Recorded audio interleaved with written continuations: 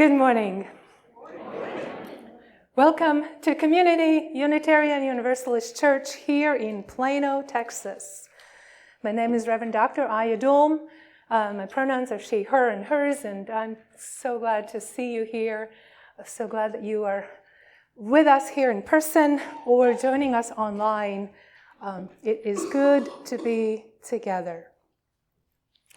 We are a religious community, and our faith holds love at the center. We welcome all who come through our doors, all who believe in inherent worth and dignity of every being. And we work together to create an inclusive, beloved community. This month we lift up our value, one of our values, justice. And in our UUA bylaws, it is written this way. We work to be diverse, multicultural, beloved communities where all thrive. We covenant to dismantle racism and all forms of systemic oppression. We support the use of inclusive democratic processes to make decisions within our congregations, our association, and society at large. That is one of the values, our core values of our faith. Right now we are in the midst of the 30 Days of Love campaign, and this is a campaign led by our strategic organization called Side of Love. It's a program, it happens every year, it's an annual program, and it is aimed to lift up ways to resist hate and oppression and to work towards a more just world. And this Sunday, we have our annual Music Sunday. And so we are using the theme of love for this special occasion. You will hear our choir sing, you will hear our guest musicians, and we have quite a few guest musicians here. We will need to introduce all of them to you, but it is our opportunity together and to hear our musicians perform songs of love, and for us all to join in and sing about love today, because, as I said, love is at the center of our faith. And it is that power that can heal, liberate, and sustain us. This is why we sing, to remind ourselves of that power of love. Wherever you are on your journey, welcome here. Our call to worship comes from words that were written by Reverend Shari Woodbury. Again, we reground ourselves here in our highest values. Love is the center and foundation of this faith. Love is the power that holds us together as a community. As we enter into worship, then let us open our hearts to that healing power of liberating love. Because love is not only something we receive, but something we practice in community. Let fall away all that might distract us from the wholehearted practice of love. Let us be accountable to one another for doing the work of living our shared values through the spiritual discipline of love. As we continue to listen and learn, to act and grow, may each unfold in wholeness, both deeply loving and truly loved. Come, let us worship together. And we begin by lighting our chalice. Taylor Ogden will light our chalice this morning. Our chalice is a symbol of Unitarian Universalism and the light of hope. Each Sunday we gather, we light this symbol of life. Today, Taylor will light the chalice as I read Love Can Transform the World by Maureen Killoran. Love is the aspiration, the spirit that moves and inspires this faith we share. Rightly understood, love can nurture our spirits and transform the world. May the light of this chalice honor and embody the power and the blessing of the love we need, the love we give, the love we are challenged always to remember and to share.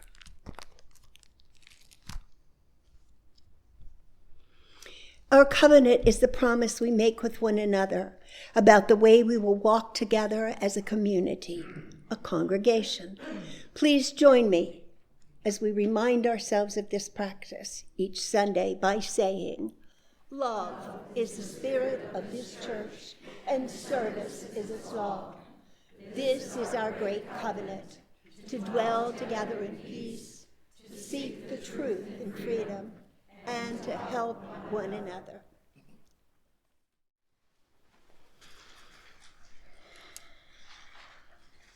Our reading this morning is from the Reverend Dan Schatz, When I Speak of Love. When I speak of love, I do not mean romance, though this too deserves praise.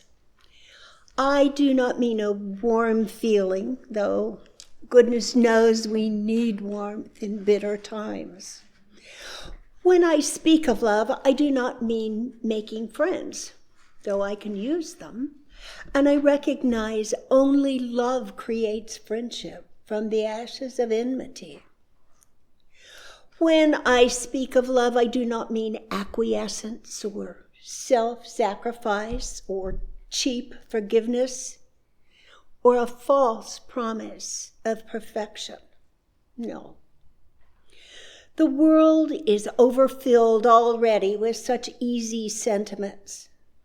When I speak of love, I mean nothing more or less than opening to what is sacred in all of us, even when it is broken, even when it is hidden, even when it's inconvenient. Love transforms and illumines my heart. This love shapes my living. This love demands better of me, always. This love brings me home when I have lost my way. So, when I speak of love, please do not shake your head or smile in condescension. Instead, listen to your soul's own longing. Together, let us speak of love.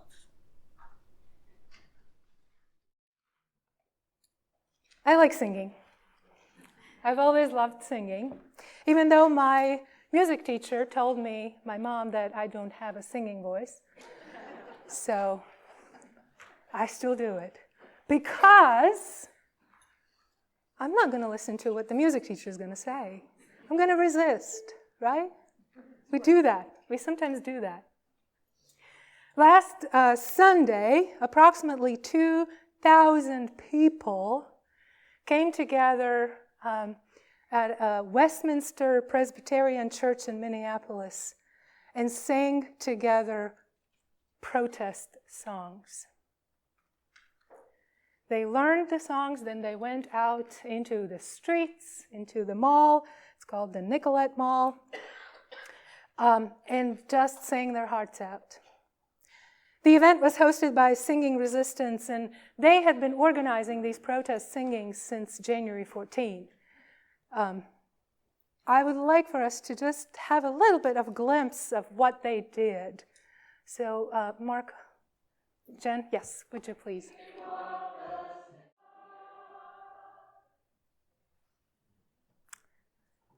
Put down your weapons and sing your part.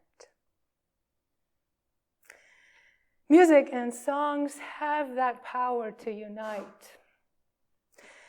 people, to inspire us, and to move us toward action. I saw this posting as part of one of the collections with 32 protest songs, so specifically written and used in Minneapolis these days. Even Bruce Springsteen wrote a song called Streets of Minneapolis. And there are probably more songs than that, together with chants. There are drummers on the street making music, just like we did in our Message for All Ages time, using our bodies, making music. People are lifting up their voices in resistance to the lawless actions of ICE officials. And yes, they are doing this in freezing temperatures. Musicians know that is not good for your voices.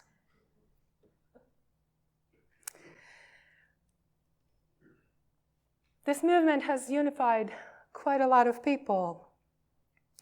In terms of numbers, in November of this last year, about 2,500 Minnesotans were trained as constitutional observers. And this week, that number is nearly 30,000 in such a short time period. Because people are joining together for this nonviolent protest to all that violence and the targeted attacks on American people that our government is doing there. Music and singing has been long in the history used to bring about powerful changes. As Pete Seeger once said, the right song at the right time can change history. I grew up in Latvia, and as a teenager, I experienced the singing revolution. That was the freedom movement that brought about Latvia's freedom from the Soviet occupation. And I know I bring up this experience every single year when I talk about the power of music, because that is the experience I lived through. And I know it in my body and in my soul. It is one of the most influential events that shaped who I am today. And why I believe so strongly into the music, for the music to be able to change us, to move us, to free us. The Baltic states, Latvia, Lithuania, and Estonia, defeated Soviet military through song. They did not have the weapons to withstand the military aggression of the Soviets. But the power of song showed its strength through this movement. And the thing is, oppressors knew that songs have power. And they knew that, and we know that they knew that because they were censoring every music piece that came out during the Soviet occupation. They would deny some songs, remove them from repertoires, and if the song was specifically speaking about freedom and being somehow anti-Soviet, they would deport people who dared to sing them or to write those to Siberia. But musicians and choirs found ways to rebel through music, through song. There are several stories of how people smuggled music to Sweden in boats across the Baltic Sea to ensure that the last copy is not destroyed by the Soviets. When the censorship did not accept the proposed program from the composer Zigmārs Liepiņš told him that he needs to write about how happy it is to live in this Soviet system, how joyful it is, the composer came together with his band and they wrote a song called Journey. And the irony about this song is that all there is, the word joy, is repeated in every line of this song. And it's really an intentional patriotic rebellion to say, we should live in joy, we should live in joy type of song, which, if you don't know the language, you just see joy all over the page. Choir festivals that are held every 5 years, they would feature songs that kind of present the loyalty to the Soviet system, Soviet Union. But after the official program was over, they always sneaked in a national folk song. It was neutral in its content, because as I mentioned, if it was specifically anti-Soviets, they would all be deported, and we might never hear from them again. But the songs were speaking about the nature, they were about the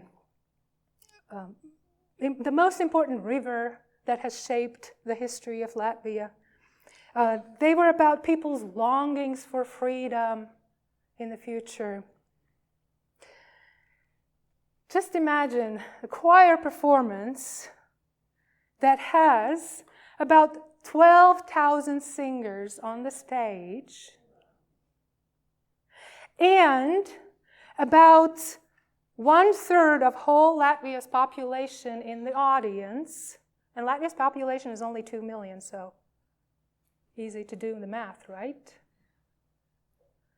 They all were singing the national folk song that talked about their longings for freedom. And that had the power to unite them.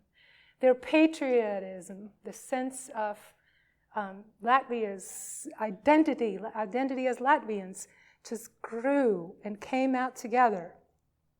And so when the whole system was breaking apart, that's what they had. They had songs, because they would not have the numbers. They did not have the army or the military equipment to stand against the attempts to silence yet another rebellion. And the world heard that at the time, and Latvia regained its freedom.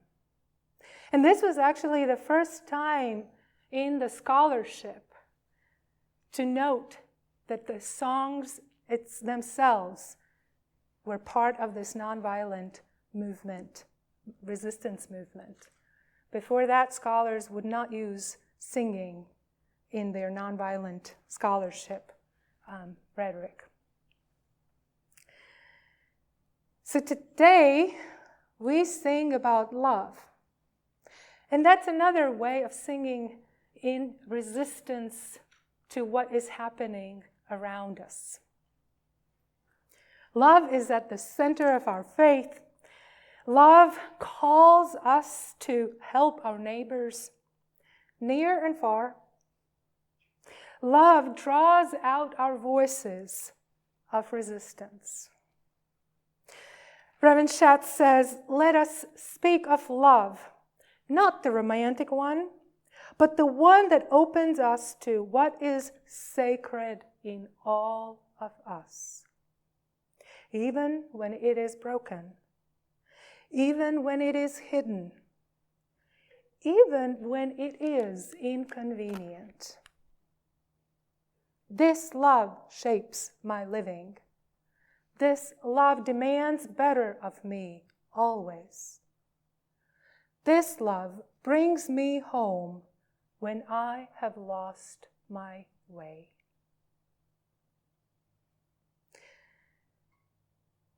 If you heard the voices today, both from the choir and from all of us, these are our voices of resistance.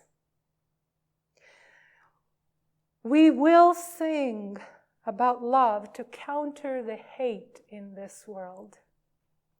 We will sing to remind each other that everyone here matters. Everyone out there in the world matters. Everyone is worthy and loved. So we sing about love and its call to join together so we can face fearful things and experience grace in every embrace. Would you please join in answering that call of love? As our worship time this morning draws to a close, it is now time to extinguish our chalice. Please join me in reciting these words together.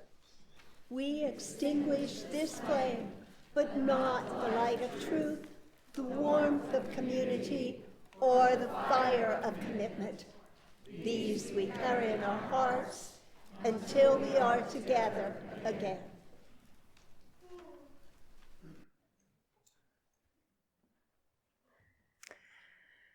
As we go forth, words written by Skjei Cooley. Let us go out into the world singing songs that proclaim liberty, songs that turn ashes into garlands, songs that bind up the afflicted and those who mourn, songs that, like oaks, have roots that go deep and stand strong. Let us go into the world singing. We know these songs. They vibrate through time in our very souls. They are the songs that give us life. They are the songs that give us meaning. They are the songs that give us purpose. Now it is our turn to take these life-giving songs out into the world. Let us go now, singing these songs with voices deep and strong. And may the world join us in praise and celebration and in love. Amen.